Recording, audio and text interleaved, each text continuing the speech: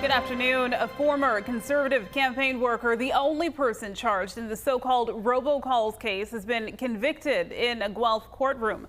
CTV's Frank Lynn is at the courthouse where the judge found Michael Sona guilty. Frank. Nadia Stewart. I know, Nadia, this is becoming incredibly uncomfortable even for you to talk. Try to give us an update if you can of what's happening down there. Is the smoke starting to dissipate somewhat? It does look like it's starting to dissipate somewhat. I mean, I can see the area a lot clearly now by comparison to what it looked like when I first got down here at about 3 o'clock, 3:30. And I can also, get a good sense of just how much work firefighters have been pouring onto those containers that are burning. Less than an hour to kick off. What do people need to know if they're heading down there right now? Well, you are going to be subject to a full body pat down once you get to the gate. Also, bags will be searched. Standard security procedures, I'm told, here at BC Place. Any Whitecaps fan would know that. If you're making your way down Beatty and Robson, those roads are closed down here around the stadium. So your best bet is to take transit. And if you haven't already left yet, you really need to hurry up and leave and get down here and get in line. It will take a little bit to get everyone in through security and into their seats, Chris. Robin, this collision happened on a section of the Trans-Canada Highway that is known for crashes.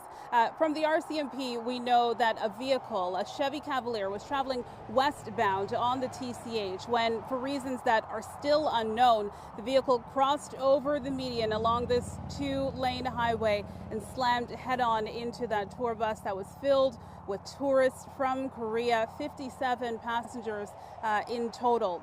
More violence has erupted in a St. Louis suburb where a police officer fatally shot an unarmed black teen.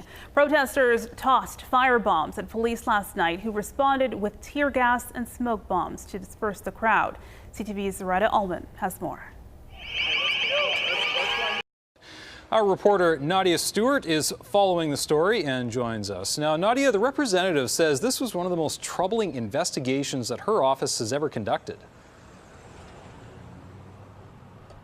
Yeah, it is, Jeff. And when you read through the report, the details are quite disturbing. And the life of this young girl, Paige, just 19 years old when she died, her life is described as chaotic. By the time she was 16, she had moved around some 40 times, from foster homes to temporary housing to SROs. And she was often left in the care of her mother who had substance abuse problems, serious substance abuse problems, and was also wanted by police. And this was all information that the Ministry of Child and Family Development was aware of. And that is really what the Child and Youth Advocate is most critical of, that the ministry had knowledge of the situation that this girl was in, the danger that she was in, especially by the time she ended up in the downtown east side in September of 2009. And still, she was left there. 4 years later, in 2013,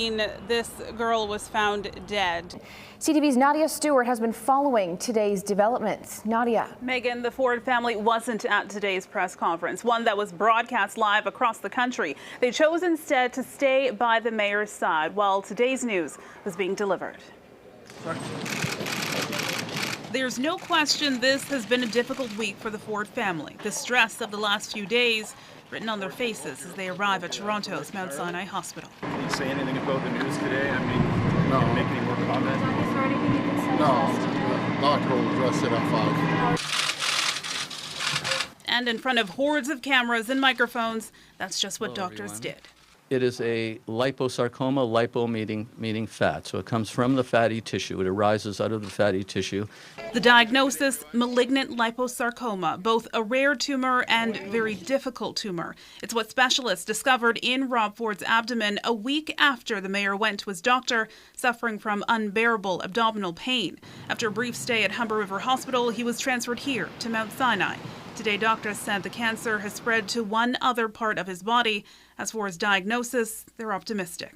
I'm standing in the area where the avalanche happened on Friday, and also here are volunteers with the Robson Valley Search and Rescue. They came back to dig out snowmobiles. They're long lining them out of the area, but they also returned because they want to recover the personal items that belong to the victims and survivors.